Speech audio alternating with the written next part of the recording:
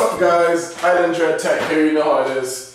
You probably saw my previous video review on this. I barely touched the tip of the iceberg with I did a quick review of the Lian-Li PC011 Dynamic case with my fiance on our other channel, our collab channel, Techie Couple. But I just wanted to, I felt that I needed to get more details because it didn't cover that much details in our video together. So I just want to do this on my channel, Der8aur, and excuse me, just so you all get a better idea of what this case is really capable of, my plans for it, and stuff like that. So let's get right into business. The case comes in two colors. This beautiful white, modern looking white color, and it also comes in black. But you know, you may ask why decide to get this case? Well, pretty much, I was tired of black themes all the time, black this, black that, black this, and plus I wanted to downsize for years now. My current system is massive. It's in the Phanteks Enthoo Primo, which is the Phanteks' first entry to the case market, and it was very popular. But at the time, that was when I started to think 5 years ago that I wanted to do water cooling or get into water cooling. And then it never came to pass, and it was just shit. Unfortunately, it just stayed as air cooled, and I'm an enthusiast, so I'm kind of ashamed of myself for calling myself an enthusiast because I didn't end up using the kit to its full potential. But moving on, this is the white version of PC011 Dynamic by Lian-Li when they combined their skill and creative minds with the German, the German enthusiast called Der8aur, who always does pretty much pushes the pencil to see what he get all the stuff. And he's a very good reviewer and he does a lot of good things. They always try to push stuff to their max potential. And I was really happy when I found he did a collab with Lian-Li to make this beautiful revision of the original PC011.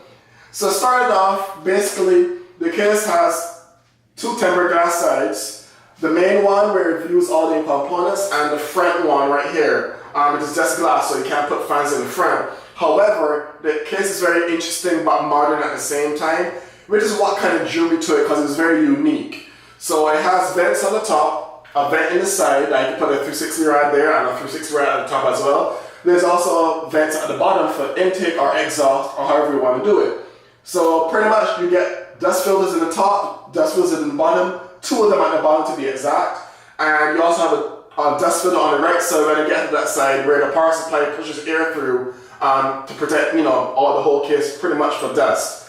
In the back it has room for two 80mm, but nobody really uses it because the case is mainly aimed towards water coolers or just air coolers, but mainly water cooling enthusiasts. So starting off, the case has the power button at the top right here, has two USB 3s, a mic and headphone jack, and it has a USB Gen 2 connector, Gen 2 port, which is awesome to see because more and more newer phones are getting these connectors. Not mine, but moving on, let's go to the interior.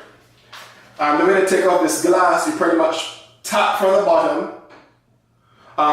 Correction, actually, how this case is set up, you have to actually take off the top part first because it has two capacitive screws at the back. So let me just go ahead and take this off. Easy.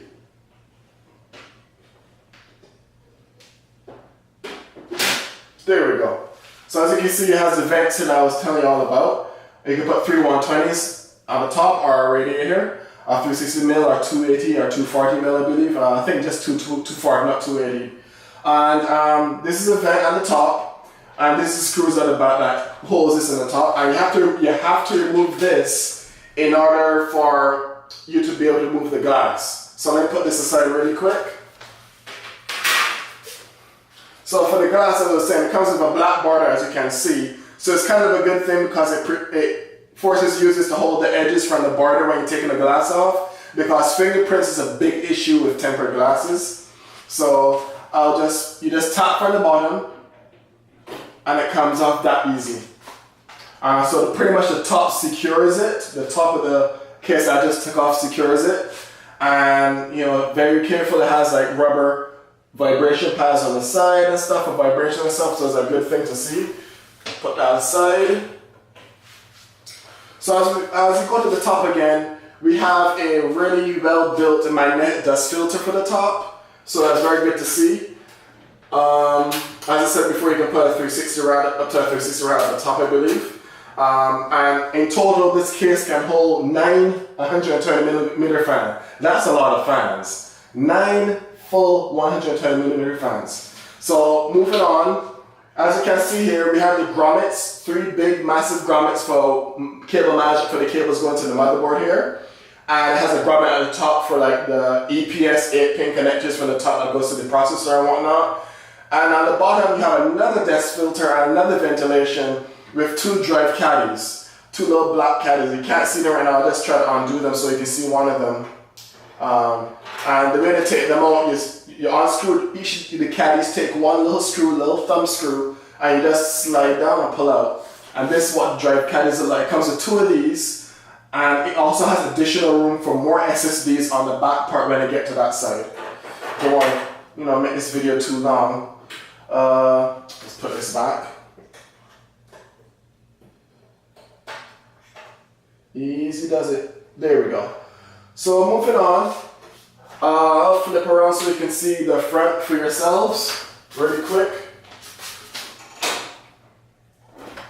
So as you can see, the front power button, 2 USB 3s, mic, headphone jack, and USB-C turning button, and then a separate tempered glass with the same design as the old one. The first one with the black bar so you prevent fingerprints from getting on the main area. So if you flip it around,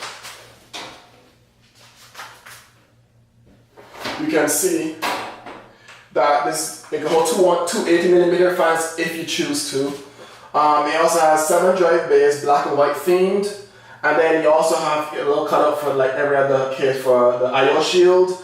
Power supply goes in sideways, as you can see. Hopefully you can see, and then right here is where you load the regular 3.5 HDDs, hard drives.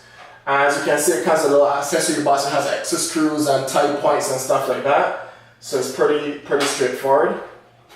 Now going over to the other side now, the back side.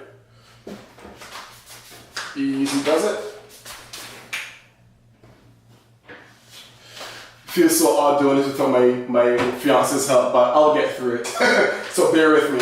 So this, as you can see, the other side, the back side has a vent for the front, the side vent is turning about that you can use for intake or exhaust, and it has a vent here for the power supply. And what do you know, it has another dust filter right here. I'll take it off. This also follows the same removal as the front. You just tap it up, those screws, and then let's see here. Comes right off, and there you see the power supply's magnetic dust filter. So that's good there. Moving on, here's where the magic happens for the cable management. This big column here not only holds at least 3 SSDs or additional SSDs, it also hides your cable management. This is where all the magic happens. And this is the drive caddy I showed you earlier that you load from the back. I think it holds up to 2 3.5 HDD drives, the regular hard drives, and it has a little black thing at the bottom here that you can adjust for depending on how long your power supply is. I moved the screws this earlier because it can't remove, but pretty much there's one screw here that to take this whole thing out for cable management. There's one additional screw in addition to the 2 screws up here that allows you to take this out completely. So very good room for storage, and right here, hopefully you can see it. Right here in the front, you can see the regular connections for the I/O in the front and stuff. So let me just go ahead and put these screws back on really quick.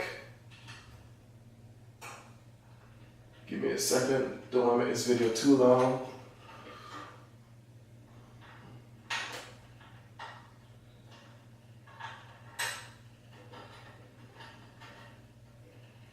Okay, that started out.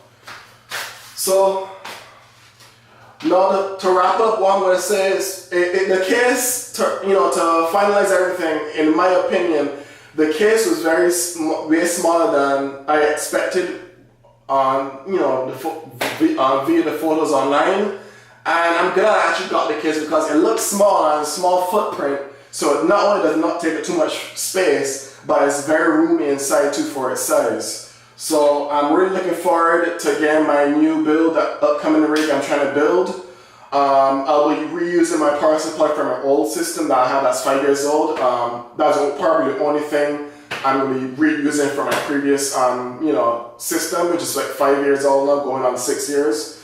So there's a little sneak peek of what I'm looking to get. This case, I'm looking to get the 2920X 12 core, which is the second gen Threadripper 12 core by AMD. And you may ask why I want to get so much power. Well, I'm trying to get into video editing as well as virtual machine management. So I'm trying to not only trying to create my own little home server, but the main uses for my system I'm building to replace my old one is streaming, video edits, virtual machine creation for my home server, and the last thing on that list of things I'm going to do with this new build is gaming. I played quite a few games, but I'm really going to get it for the power and to be somewhat future-proof. I know, a lot of games don't even use full 8 cores nowadays, and people are still, developers are still optimizing games for 4 cores. But I'm sure we'll get there with how fast technology runs. Wrapping up, please, hope you enjoyed this video for this beautiful case that I waited 2 months for. It was constantly out of stock, so a lot of people were buying it. Can't wait to get my new system up and running. I got the video card so far, the case, and the power supply. All I have left to get is like the regular other basic parts like processor and stuff and whatnot. So it's going to be a big investment, but I'm sure it's going to be worth it. Don't forget to like and subscribe, and I really hope y'all enjoy my video, and I look forward to hearing from you guys. And I'm going to try to push up my content as frequently as I can with my current schedule, and also watch my collab channel, my fiance, Techie Couple. Like and subscribe there as well. But without further ado, that's all I have for you all today, and look forward to seeing you all next time. Peace.